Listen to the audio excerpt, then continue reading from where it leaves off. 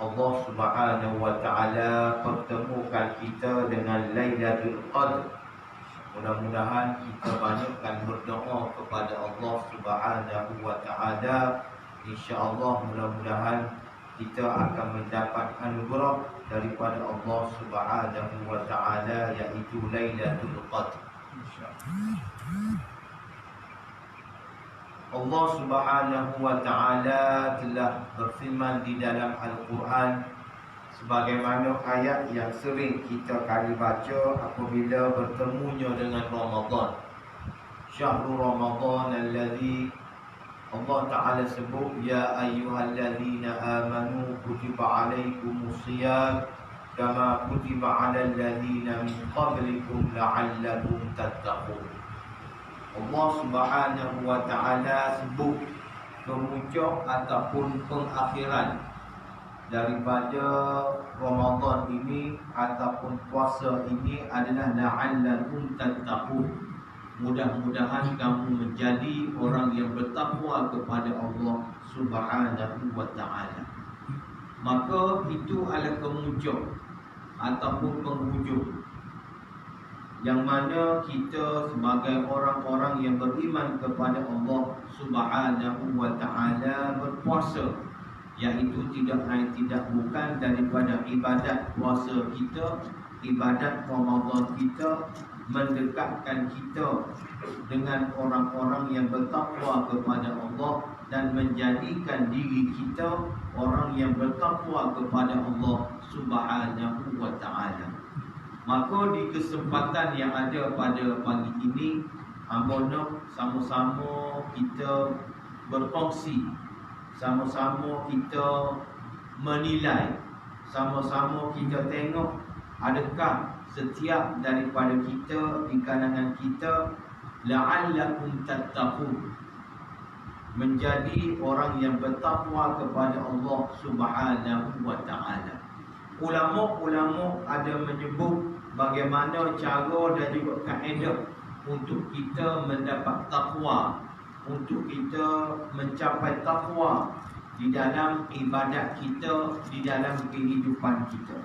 Yang pertama, ulama sebut al-mu'ahadah, kaedah dan juga cara bagaimana kita nak mendapat takwa daripada Allah Subhanahu wa taala, iaitu al-mu'ahadah.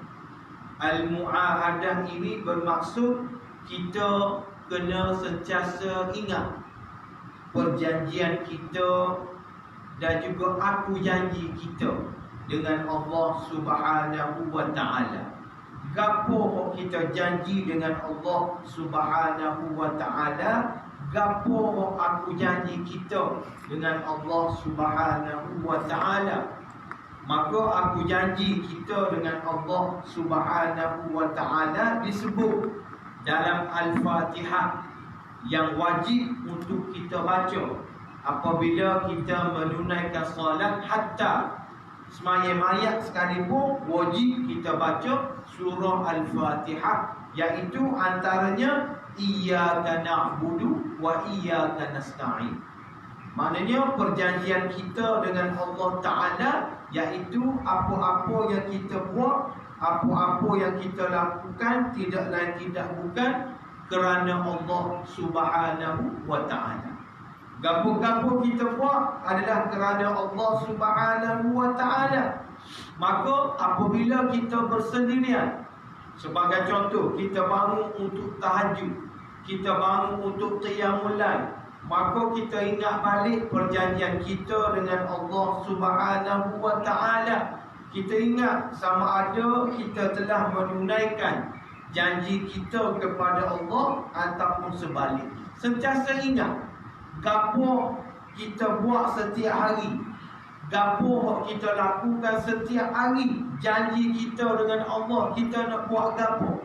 Kita nak solat secara berjemaah, kita nak baca Al-Quran, kita nak tadarus, kita nak sedekah. Ini perjanjian kita dengan Allah Subhanahu wa ta'ala. Maka kita ingat balik perjanjian-perjanjian yang telah kita janji dengan Allah Subhanahu wa ta'ala. Itu yang pertama. Yang kedua, al-muraqabah. Yang kedua al-muraqabah, iaitu amalan-amalan yang kita lakukan itu tidak lain tidak bukan kerana Allah. Kita buat kerana Allah. Hak tadi itu kita ingat perjanjian kita dengan Allah. Yang kedua al-muraqabah, gapo-gapo kita buat kerana Allah. Istihdar izmatillah subhanahu fi kulli al-awqat wal ahwal. Kita buat apa-apa pun perkara, buat apa saja amalan, kita hadirkan Allah Ta'ala dalam hati kita, dalam jiwa kita, buat kerana semata-mata kerana Allah Subhanahu wa Ta'ala. Buat bukan kerana siapa-siapa. Buat bukan kerana nak mendapat pujian, bukan nak mendapat habuan, bukan nak mendapat orang panggil apa sahaja habuan-habuan dunia. Tetapi apa yang kita buat tidak lain tidak bukan kerana Allah Subhanahu wa Ta'ala. Di sini disebut kepada kita bagaimana muraqabah kita dengan Allah Subhanahu wa Ta'ala. Yang pertama dia kata fa muraqabatuhu fit ta'ah takunu bit tajarrudi wal ikhlas. Muraqabah kita pada melakukan perkara-perkara ketaatan dengan kita buat kerana Allah dan juga ikhlas kerana Allah Subhanahu wa Ta'ala. Wa muraqabatuhu fil ma'siyati takunu bit taubati wan nadmi wal iqla'. Muraqabah kita apabila kita berhadapan dengan maksiat. Muraqabah kita dengan Allah apabila kita berhadapan dengan maksiat, takunu bit taubati, dengan tidak lain tidak bukan dengan kita bertaubat kepada Allah, wan nadmi, dan kita rasa kecewa, kita rasa menyesal di atas maksiat yang kita lakukan, wal iqla', dan kita berjanji tidak akan melakukan maksiat tersebut. Wa muraqabatuhu fil mubahi takunu bi mura'atil adabi wa syukri 'ala ni'am. Muraqabah kita pada perkara-perkara yang diharuskan oleh agama. Perkara-perkara yang diharuskan oleh agama. Kalau dalam bulan Ramadan, perkara-perkara yang harus kita buat dalam bulan Ramadan, contohnya perkara-perkara kita nak iftar, kita nak buka puasa, ataupun perkara-perkara lain, kita nak beli pakaian, raya, apa semua, takunu bimura'atil adab. Kita kena jaga adab-adab kita dalam agama, dan kita kena sentiasa bersyukur dengan nikmat yang Allah Ta'ala berikan kepada kita. Maknanya kalau iftar, jangan iftar yang berlebihan. Kalau kita nak membeli belak, jangan membeli lebih daripada kemampuan kita sampai tahap membazir. Ini adalah muraqabah dalam perkara-perkara yang harus kita lakukan. Wa muraqabatu fil musibati takunu birridha bil qadar wa tadarru'i bis sabr. Dan muraqabah kita dengan Allah apabila ditimpa maksiat, ditimpa musibah, wal iyadza billah, kita ditimpa musibah, bagaimana muraqabah kita dengan Allah? Ar-ridha bil qadari, kita kena beriman dengan qada dan juga qadar daripada Allah Subhanahu wa Ta'ala, dan kena sentiasa bersabar dengan ujian yang Allah Subhanahu wa Ta'ala berikan kepada kita. Kita, musibah kita di dalam diri kita tidak sebagaimana ujian yang Allah Ta'ala berikan kepada sahabat-sahabat Nabi dalam perang Badar. Sahabat-sahabat Nabi Allah Ta'ala uji dalam perang Badar, bagaimana mereka terpaksa berhadapan dengan musuh yang ramai, bilangan mereka sedikit, dengan kelengkapan mereka tidak lengkap, berhadapan dengan tentera-tentera musyrikin Mekah. Ujian Allah Ta'ala berikan kepada mereka tak sama dengan ujian yang Allah Ta'ala berikan kepada kita. Kita ni kebetulan puasa tahun ni panas. Panas pagi siapalah buka puasa panas. Kalau kau ingat kalau dulu-dulu panas juga tapi gelah-gelah tu hujan. Orang panggil sejuk. Tapi Allah Ta'ala uji kita pada tahun ni dengan kepanasan. Panas kita ni tak sama dengan Allah Ta'ala uji sahabat-sahabat Nabi panas dalam bulan Uhud. Beratus-ratus kilometer berjalan kaki untuk menuju ke medan Uhud dalam keadaan panas. Tapi Allah Ta'ala bagi kemenangan kepada mereka. Allah Ta'ala bagi kelebihan kepada mereka. Allah Ta'ala uji sahabat-sahabat Nabi dalam perang Tabuk. Bagaimana perjalanan mereka, perjalanan yang jauh. Perang Tabuk ni dawai terseroro. Bagaimana perjalanan mereka jauh dalam keadaan yang panas. Itu ujian-ujian yang Allah Ta'ala berikan kepada sahabat-sahabat Nabi yang mana jauh jelas dengan ujian yang Allah Ta'ala duga pada maka lebih lagi dah kita orang yang beriman kepada Allah, maka kita kena banyakkan bersabar lebih daripada sabarnya sahabat-sahabat baginda sallallahu alaihi wasallam. Yang ketiga, al-muhasabah. Mula-mula tadi al-muahadah. Yang kedua al-muraqabah. Yang ketiga al-muhasabah. Ni muhasabah bahasa Melayu, muhasabah. Ambil daripada perkataan bahasa Arab, iaitu post-mortem. Ramadan kita ni kita kena post-mortem. 24 Ramadan. Berapa juzuk dah kita baca Quran? Patutnya masuk juzuk yang ke-24. Sebab kita nak hotel 30 juzuk Quran dalam bulan Ramadan.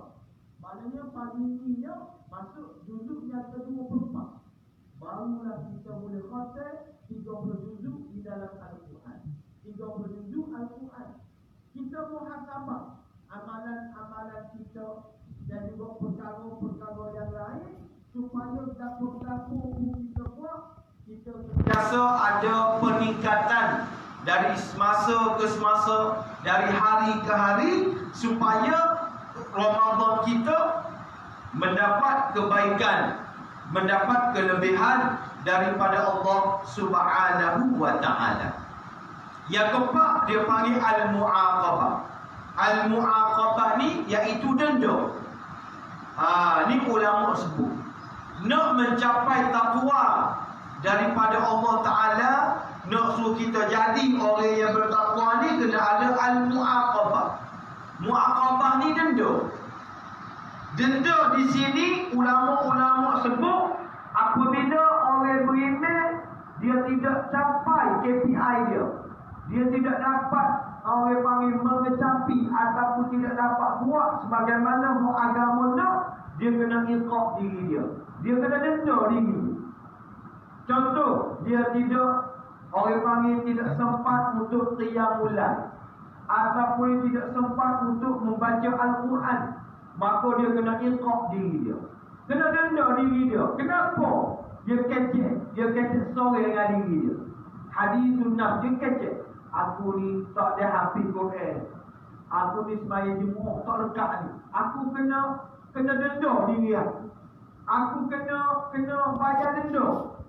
Jadi denda tu bagaimana? Kita boleh bagi ke masjid kita ni ke sumbangan, ataupun kita bagi kepada fakir miskin mana-mana. Kau tak kira lah. Kita iqab diri kita. Kerana iqab diri kita, kerana tidak dapat melakukan amalan-amalan baik ni, bukan perkara baru, tetapi sudah dilakukan oleh sahabat-sahabat baginda sallallahu alaihi wasallam. Sebagai contoh, Umar bin Al-Khattab. Umar bin Al-Khattab ni khalifah yang kedua. Disebut dalam kitab yang membawa ni, annahu kharaja ila ha'itin ay bustan thumma raja'a wa qad shalla an-nasu al-asr. Pada suatu hari dia keluar ke kebun dia ada kebun. Dia keluar menuju ke kebun dia, kemudian dia kembali daripada kebun dia tu, dia tengok manusia, dia tengok orang yang sedang semayata. Sayyidina Umar ni, dia tubik rumah dia, bukan dekat-dekat semayata, dia tubik awal lagi. Kalau dekat-dekat tubik semayata ni apa? Orang dekat semayata tubik juga, tak ada juga, dah semai juga. Sayyidina Umar ni tubik awal lagi. Lepas semai zuhur tu tubik je. Lalu dia duduk di kebun dia tu, tiba-tiba dia balik, orang semayata. Maka dia sebut dalam ni, apabila dia tengok orang semayata, waqala, dia pun sebut, dia rayak kepada diri dia, innama kharajtu ila hafidhi wa raja'tu wa qad salla nasu al-asra hafidhi sadaqatun ala al-masajid. Dia kata, aku tubik di kebun, bila aku kelik, orang semayata. Maka denda kepada diri dia dapuk hafidhi sadaqatun ala al-masajid. Aku nak sedekah kebun aku ni kepada fakir. Maksud dia apa?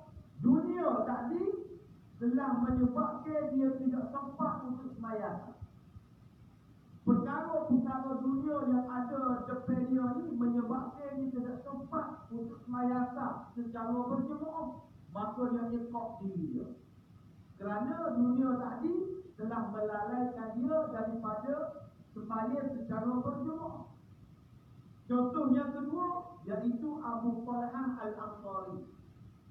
Annahu kana fi salati famadat amamahu qabbarah ta'irun kal-usfur fatashaghala 'an salati fi an-nazar ilayha hatta nasiya kam shalla. Dia tengah semaya, tiba-tiba lalu. Zaman Nabi ni, masjid tidak comel pun kita, tidak warna hijau pun kita, tak ada. Oh, dia tak ada dinding, dia tak ada atap, dia lahar. Dia tengah semaya, tiba-tiba ta'irun kal-usfur, tiba-tiba seekor burung. Usfur ni burung, tak ada. Burung lalu, dia tengah semaya, burung lalu. Burung ni tak depan mata dia.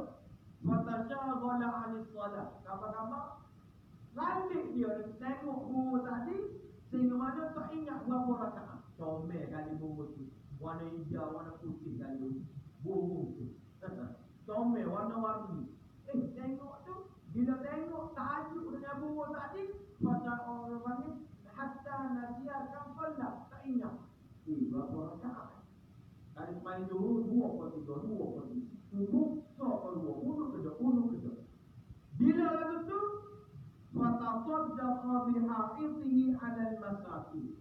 Maka Abu Talhah Al-Ansari ni dia sedekah kebun dia kepada fakir miskin. Sebab apa? Uqubatan 'ala nisyanihi wa sirafihi 'anil khusyuk. Kerana denda ke atas tak ingat dia, lupa dia, dan menyebabkan hilang dia daripada khusyuk. Jadi kita orang beriman ni nak sedekah kebun kau. Kita kebun pun ada. Kereta batu yang ada. Contoh ni sebut kebun, sebab tadi normal ni dia orang kaya. Dia khalifah, dia kaya, dia ada kebun. Abu Talhah Al-Ansari ni, kalau kita baca dalam sirah Nabawiyah, dia ni orang kaya. Abu Talhah ni orang kaya. Sebab tu contoh dia bagi kebun. Jadi nak wayaknya kita, benda yang kita paling sayang itulah kita kena bagi sedekah, kita kena bagi infak, kena bagi ukubah kerana kelalaian kita daripada melakukan perkara-perkara yang sepatutnya kita lakukan. Yang akhir sekali al-mujahadah.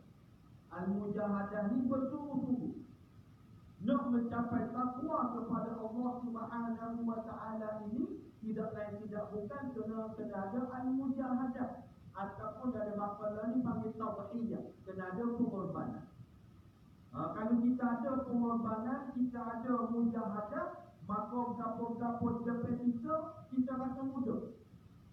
Gapo-gapo orang depan kita payah pun jadi mudah, orang mudah. Sebab apa?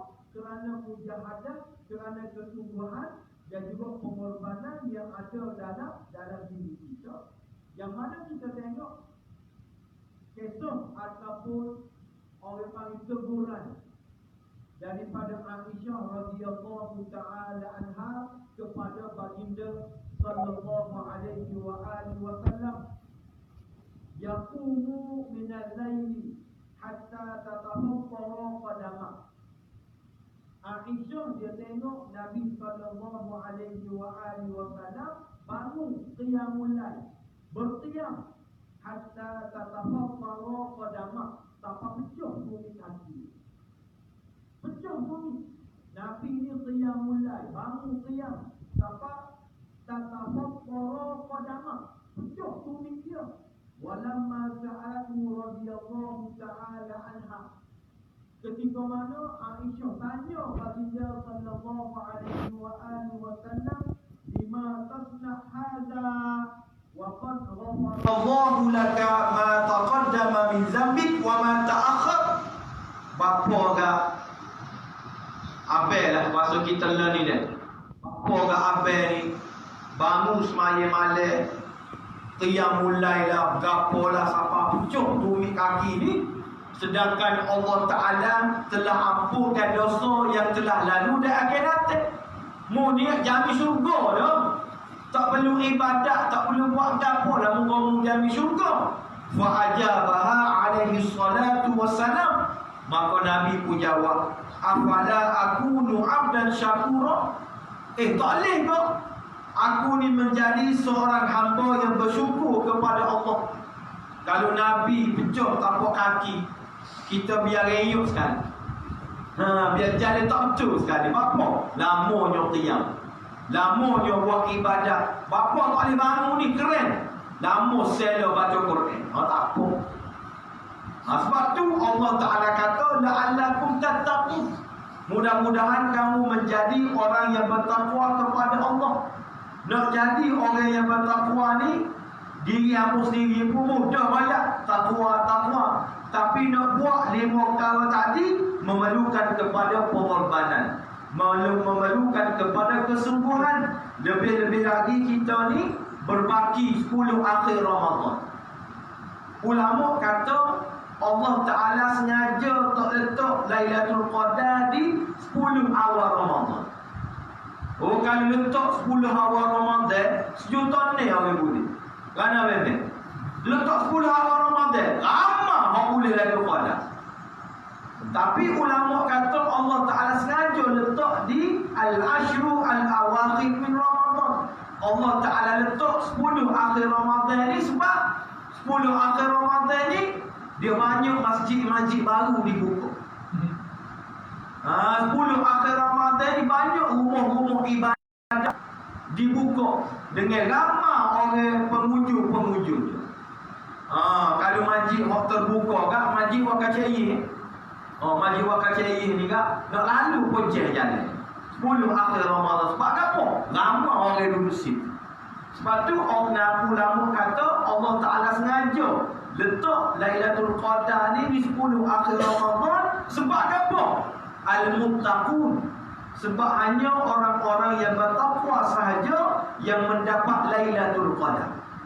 Lebih-lebih lagi semalam banyaklah kata-kata ulama dan juga asar-asar daripada ulama disebut bahawasanya apabila orang panggil orang panggil temu malam witir pada malam Jumaat, maka ulama-ulama kata itulah malam Lailatul Qadar.